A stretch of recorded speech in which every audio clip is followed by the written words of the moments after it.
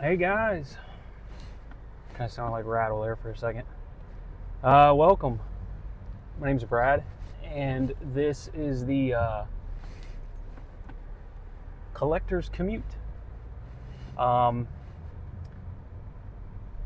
the name I'm going with because most of the time you see me will be commuting or going somewhere. I live kind of far out in the sticks, about 30 minutes away from anything, really. And most of the time it takes me longer than that to get where I'm going. So I figured I would use that opportunity to maybe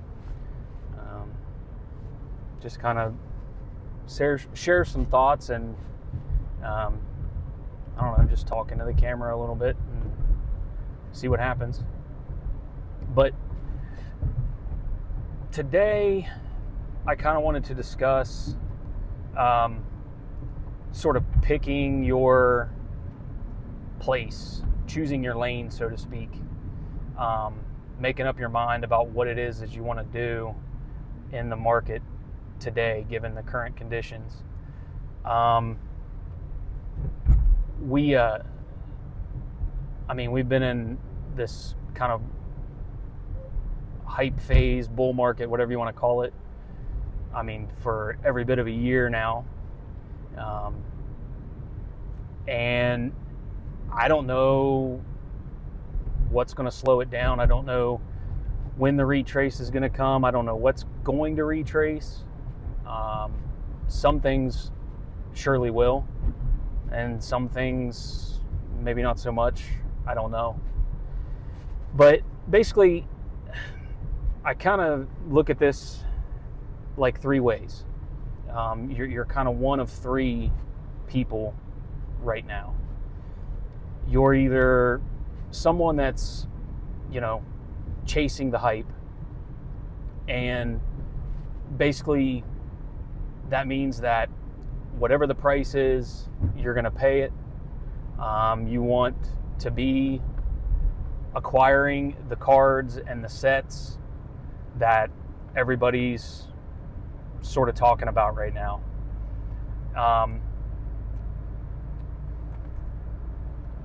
And that person obviously carries the most risk with what they're doing and how their approach to the hobby. That person is basically at any given time buying it at all-time highs.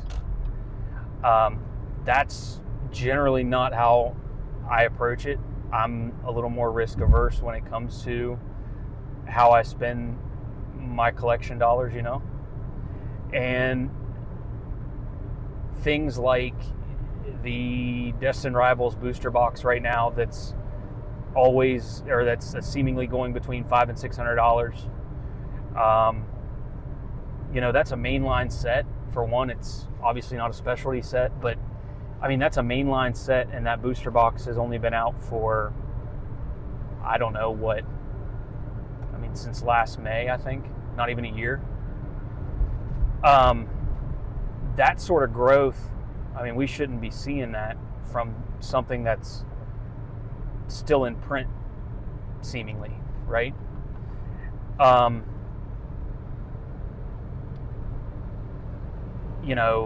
The other one that comes to mind is Prismatic Evolutions. Everybody wants a Prismatic Evolutions ETB, but at that $200 price point, it might be down a little bit now because there's people thinking there's going to be reprints, or there are reprints ongoing, but there's people thinking that big reprints are coming for Prismatic. I couldn't tell you one way or the next, but it would be hard for me to justify spending $200 on something that came out a little over a year ago and could very well be reprinted into I was getting ready to say reprinted into the ground, but I don't know that that's actually a thing that could happen anymore either. So when it comes to reprints, I think the demand is so crazy right now. I don't think Pokemon can even hope to quell the demand. I don't think they can even hope at the moment to print to demand. I mean, more packs are being opened than have ever been opened. Regardless of what, how you feel about the supply right now and how you feel about if you're able to get this stuff on the shelves at Walmart and Target, there is definitely more of this stuff being open than there ever has been. And so that's just obviously driving demand. So along them same lines, I guess, when it comes to reprints, how massive would a reprint have to be to get, say, a prismatic ETB back down to $80 even? I mean, MSRP on that 60 or whatever, but I don't know that they could print enough to even get it below 100. But that's just kind of something that we're going to have to wait and see. But, that just speaks to the kind of hype that there is right now at the moment. And that's the stuff that everybody's talking about too. Everybody's talking about prismatic. Everybody's talking about 151, which honestly should be near the end of its print cycle, but you can still find it randomly. Vending machines or whatever. I don't have those in my area, but Walmart's restocking them still. The Alakazam boxes were restocked very recently. So, I mean, they're still coming up with 151 even, and it, like I said, should be at the end of its print cycle, but everyone's talking about that. Everyone's talking about Ascended Heroes. Everyone's talking about Destined Rivals. Everyone's talking about,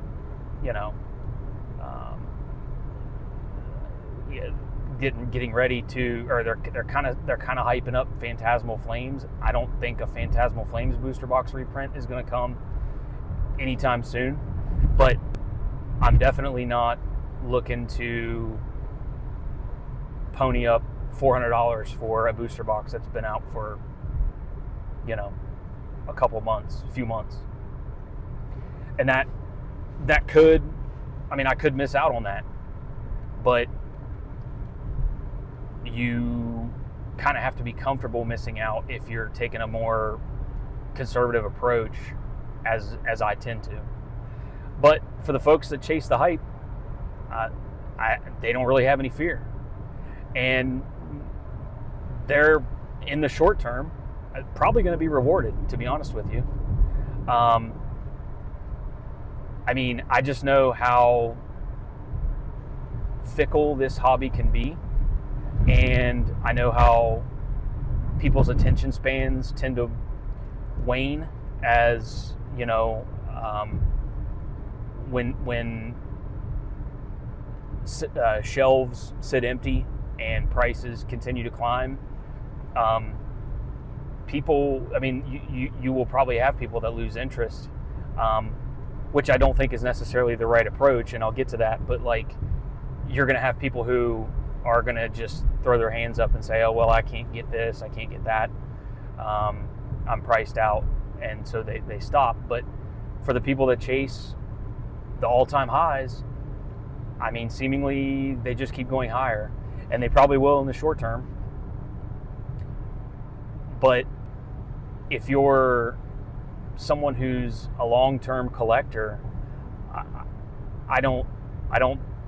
I can't fathom buying any of this, especially the modern, ultra-modern stuff that's just going up crazy in price right now. I can't imagine buying any of that for a long-term hold and paying $600 for a Destined Rivals booster box, for example. Because if a reprint does come, and I believe it will at some point, it's not going to be, it could be 12 or 18 months, but I think it's going to happen. If you bought it for $600 and say, well, I'm just going to hold it for the long term, no big deal, whatever. If you bought it at $600 and then a reprint happens and you were able to get it at $200 or $300, and then the market corrects and market price dips to 200 or 300, depending on the size of the reprint. Again, nothing that they do in the short term is going to cause the hype to die. But like I said, here in 2027, 2028, whatever, if they come up with a big booster box reprint, especially, the price will correct. To what degree, who knows? But if you bought that box at 600 and it goes back down to, like I said, 200-300 market, I mean, that's not going to feel very good. And then you might be tempted, depending on the type of person that you are, to want to sell at a loss potentially, because you're scared that it's going to go down to zero, blah blah blah, whatever. I mean, not to zero. We know that's not going to happen, but there's, like I said, there's reward for those that chase the hype. There really is, but you're spending more just in the hope of making more, and so that's where the risk lies. Like I said, if money's no object, or if your money or if your time is worth more than your money, and you just want it because you don't feel like shopping around and going and finding the best prices and this and that, then okay. But I know we're in a new phase of the market, and we're kind of in uncharted territory here, and I realize that. And I'm still trying to kind of make up my mind as to how I really feel about the prices and buying at those prices. But there are certain things that I cannot reconcile right now. And the one big one is, for example, the Destin Rivals booster box at 600, 600. I can't, because I know that any day it's a distinct possibility that Pokemon Center throws them back up on the website, and they're there for 161 or whatever MSRP happens to be at that time. So, like I said, the people that chase hype, they're going to get what they want. That's for sure. Like, they're definitely going to get the product or the card. It's just what they do with it next that determines if they, basically ended up with growth, or ended up with, something, a worse outcome, I guess, financially. And some people just don't care about that. Some people just want to collect, and that's fine. But I would argue that your collection dollars can be better spent. If you're a true collector, and you just want the stuff, or you just want to collect things from the hobby, there's different directions you can go. And so that kind of brings me to like the second person that kind of exists at the moment within the hobby, and that's kind of your collector, your true collector, who just likes being a part of the hobby, who enjoys the product, and they will take the time and wait out the hype phase. Some things they might overpay for, but generally speaking, that person is always looking for things that are on sale, or at least things that are undervalued by the market currently. And so I kind of think, I feel like that's kind of where I lie, and that's kind of where I've always been. Now, I mean, I do like to see my collection grow, but I think the best way to manage that growth is to make sure you're using your collection dollars wisely, and not chasing products and cards that get bought out and just get pumped, because it's all cyclical. And so when prices run up, you just kind of have to accept the fact that I missed out on that.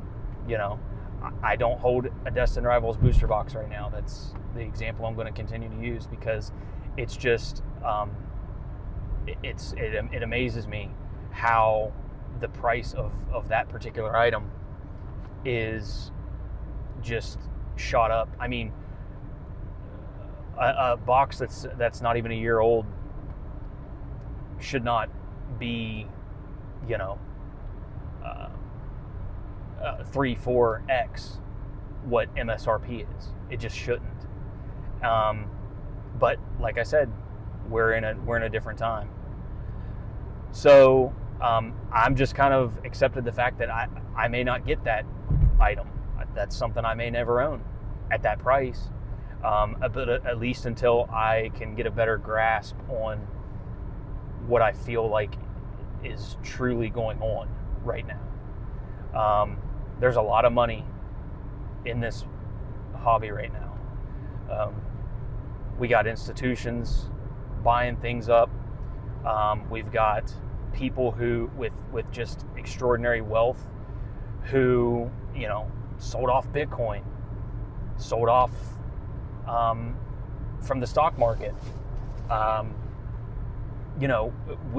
There's a lot of wealth right now. People who came from sports cards, came from comics, whatever. There's a lot of people in here who are not necessarily folks who have followed Pokemon, for years and years and years. They're just literally in it for some sort of investment vehicle or to flip or whatever. And so, when a large sum of money enters the market, prices inflate. That's just how it works. And so I guess what we need to determine is it here to stay, or is it here today, gone tomorrow kind of thing? So, as the collector who also wants to see their collection grow, I look for, alternative sorts of things to buy. I'm not chasing the 151 starter line. I'm not doing that, because those prices they went too crazy too fast, in my opinion. I'm looking at, modern illustration rares that I like, SIRs that I like that I think are underpriced. And then obviously I'm buying retail, when I can. Sealed promos is another thing that recently I've kind of latched onto. I've gotten a lot of sealed promos recently from Prismatic Evolution surprise boxes and the Mega Evolution box topper Bulbasaur, the Journey Together box topper, ETB sealed promos, things like that. I just really dig that stuff, and they're generally cheap. I mean, I don't buy the Pokemon Center ones, because those ones get kind of out of control. But the regular ones that are not Pokemon Center, $7, $8, $10 a lot of times. I mean, it's what I like. And that's the thing about the collector that doesn't really chase the hype, is they just buy what they like.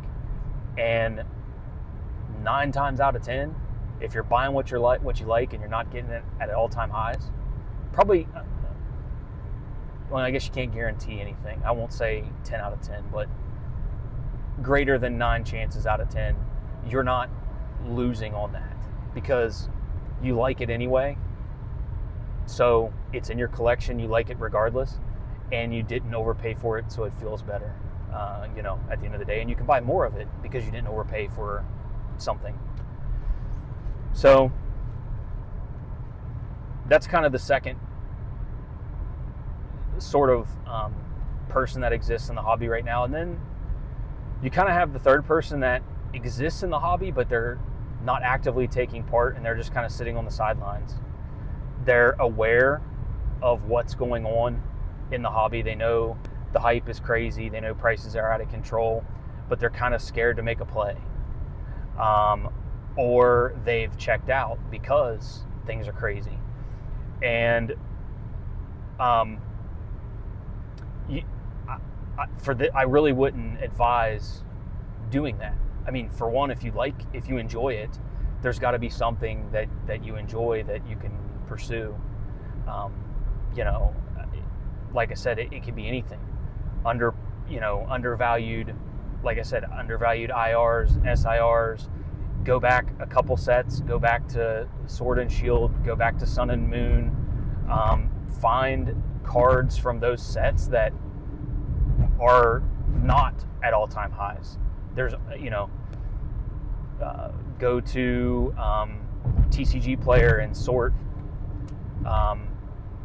by the different sets and sort by price low to high, price high to low, price best selling, or sort by best selling, whatever, and just find something that draws your attention.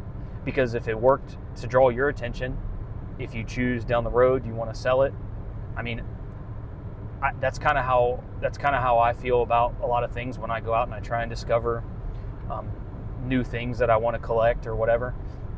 Is I kind of say to myself, well, if it caught my attention, it's bound to catch the attention of other people, and so that means one of two things: like the price is getting ready to go up, or it stays the same, whatever. But also too, that means if it does go up, down the road, that could be something I could look to sell. I could look to sell that item and get into something else. And that kind of brings me to the point of selling, or the idea of selling. In markets like this, where everything is just crazy hype out of control, I feel like it is to most people's benefit to sell. And I'm not talking about scalping, retail, arbitrage, whatever you want to call it. I don't like that. Just as a general rule of thumb, I don't like that. But also too, like, I don't understand how people can justify wasting the time to do it. I mean, you're buying something at retail and you turn around and flip it for, an extra 20-30%. Like, I don't know. I mean, that just doesn't. It doesn't seem like it's worth the effort to do that. But I think, kind of to that same point, while I don't like the scalpers, as a hobby, you have to quit feeding the scalpers too, right? So don't be buying the double MSRP ETB off of Facebook Marketplace. You know what I mean? Let those people deal with their credit card bills when they come due, and you just wait until it gets reprinted, or find something else.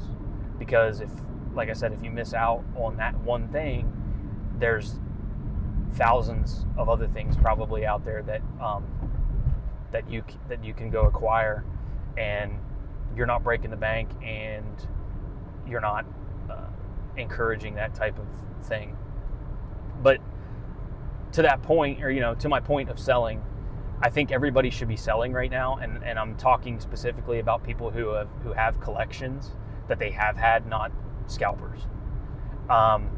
Because when everything is hyped like this right now, things that have been generally illiquid suddenly become liquid, and you can sell less desirable things for 80-85% of market, and take that money and put it towards something that you truly want to collect. Because I know that my collection habits kind of evolve, and back in the day, I was really heavily invested into Vivid Voltage. Had booster box, had ETBs, had whatever. And now, fast forward to 2026, that collection's that set's really not it, and that's kind of one of those things where you can use that as a learning opportunity, but also I bought all that stuff below MSRP or right at, and it has matured in value. Market value went up on all that stuff. I bought the booster box, for example, about 106, I think is what I got it for. Yeah. Booster boxes used to be less than 161, whatever, on Pokemon Center now. I think I got it for 106. At most, I paid 120, but I'm going to say 106 is what I bought it for. And then I just turned around and sold it for 280. It actually ended up being about 250 because it was, a percentage of market value. And so, I feel pretty good about that. I mean, yeah, it was only, $140, $150, $160 that I ended up clearing on that. But, I mean, the fact of the matter is that's over 100% growth, for one. But for two, I can take that now and parlay that into something else for my collection. Or pay a bill, or whatever I feel like doing with it. So, if nothing else, if you feel like you can't really buy right now, or if you need more time to get a feel for what's actually going on, don't sit on the sidelines. What you should probably be doing is going and finding stuff in your collection that you feel like you can part ways with. Things that aren't your favorite, or whatever, things maybe you regret buying at one time. If the market value's up on that, I would take this opportunity to liquidate, because things like Battle Styles and Vivid Voltage, for example, are probably never going to be more liquid than they are right now. I mean, they might go up in price a little bit more, but getting rid of them at this very moment is very, very easy. I would encourage not selling on Facebook Marketplace and places like that. You could do eBay, you're going to have fees and stuff, but I would honestly go hit up shows. And that's just as a general rule of thumb, I would go hit up shows right now. Shows are where you're going to get your best price on singles, and potentially even on sealed, but you're going to get your best prices on singles, bar none, at shows, and you get to obviously see them for yourself as opposed to looking at a picture, or in the case of TCG Player, maybe no picture at all. But when you go to shows too, ask those vendors if they're buying. A lot of them advertise that they are, and just ask around. And a lot of those people that vend also buy, from collections. And like I said, you're going to expect to get 80, 85, maybe 90% at most. But if you made good purchases in the past, then you're ahead when you sell even at 80%. So, like I said, don't sit on the sidelines right now. I know things are crazy, but you got to get out there and see what it is you can dabble in, whether it's selling or whether it's researching and finding other singles or other parts of the hobby that interest you.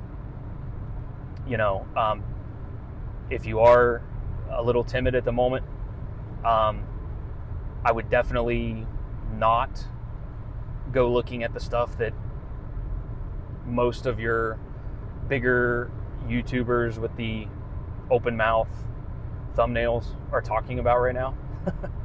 Watch whoever you want to watch. I watch those people, but I don't go buy, everything that they tell me to buy, because if I did, I would be paying way more than I should be and would feel comfortable with in most cases. So, I think that's about it for today. Just kind of wanted to introduce myself and hopefully I can, maintain some sort of presence here on the channel. But I think the biggest thing, just kind of like to wrap it up, would be it's kind of hard to make the wrong decision. I mean, I know I said I probably wouldn't buy at all-time highs. I wouldn't buy new ultra-modern stuff that's still potentially in print or could be reprinted at all-time highs. And that's true, I wouldn't. But that's not even like the worst thing that you could do. I think honestly the worst thing you could do is, whether you're buying the most expensive thing or the cheapest thing, buying something that you can't afford, spending money you don't have. That's definitely the worst thing you can do, because you're going to put yourself in a bad position. It may not be immediately, but when everything dies down and you're sitting there holding on to something that, at the time you couldn't really afford, it's just not going to be a good feeling. So, don't spend money you don't have. Don't buy it on friggin' credit and hope that you can pay the statement. Don't go missing your mortgage payment over this stuff, because even though everything seems like it's just going to go to the friggin' moon, I mean, this is all cyclical. Some things will retrace 100%, not everything, but just accept the fact that, like, hey, I might have missed out on this or that, but there's always something else to collect. There's always another play. That's the biggest thing. Just don't spend the money you don't have. And like I said, if you feel like you're priced out at the moment, then I would potentially be looking for something in my collection to buy, or to sell or trade, and leverage the equity you have, in the stuff you already have. And if you're brand new,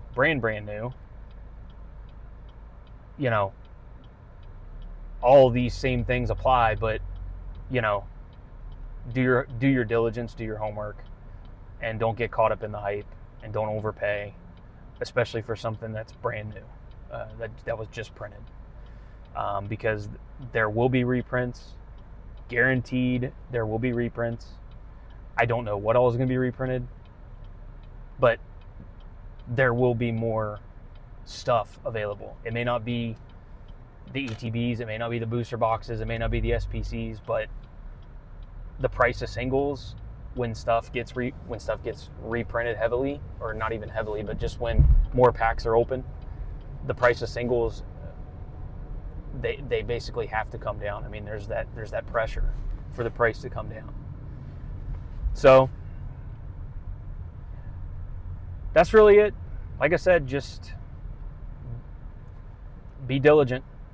Don't spend money you don't have, and have fun.